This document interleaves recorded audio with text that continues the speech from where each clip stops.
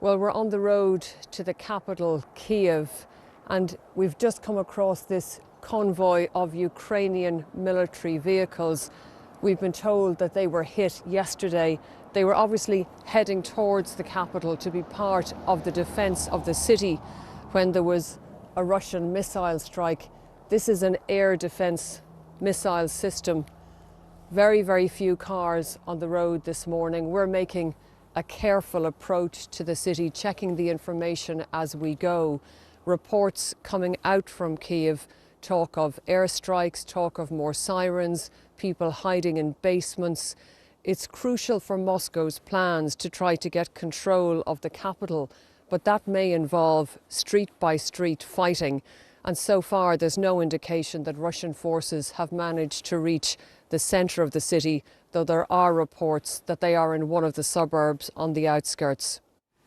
Orla Guerin reporting. Well, let's just show you some images of one of the many border crossings in the region through which Ukrainians are passing to escape the conflict. This is the Melitopol border crossing on the Ukraine-Poland border, as you can see there on your screens. And we heard from our correspondent in Warsaw.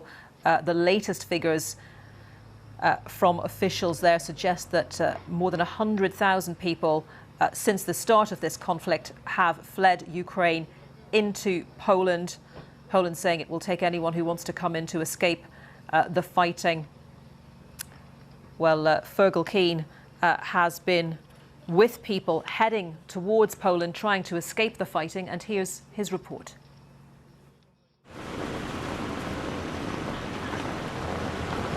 So those people are moving on foot down towards the border with Poland, but it's another 20 kilometres from where we are at the moment. We just need to move out of the way and let more people pass us here. They're coming. And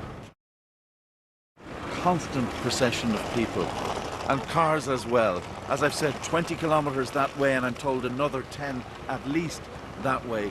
Cars are backed up. Now the authorities are trying to create breaks between the lines of cars so you don't get total gridlock and a crush up at the border area. What is really, really obvious here when you look into people's faces, when you talk to them, is this sense of fear. You know, it's nearly midnight where we are now, and they keep coming. And why is that? To get away from any possibility of attack by Russian troops, by Russian aircraft. These are people on the move, quite simply because of fear.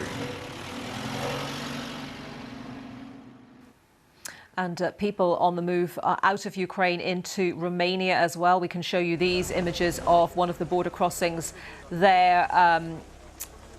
Mothers and children leaving the conflict zone. The UN saying that this has the potential to become one of the biggest refugee crises in the world right now as people leave Ukraine, unsure of what the future holds for them. Many people effectively becoming homeless in the last couple of days, unsure when or indeed if they can return to their homes, whether their homes will be there for them when they try to return. So this is one of the border crossing scenes in Romania. And we also have these pictures of, again, in Romania, people, this time by boat, fleeing Ukraine into Romania, and countries in the region all sharing a border with Ukraine are welcoming these refugees, giving them safe haven.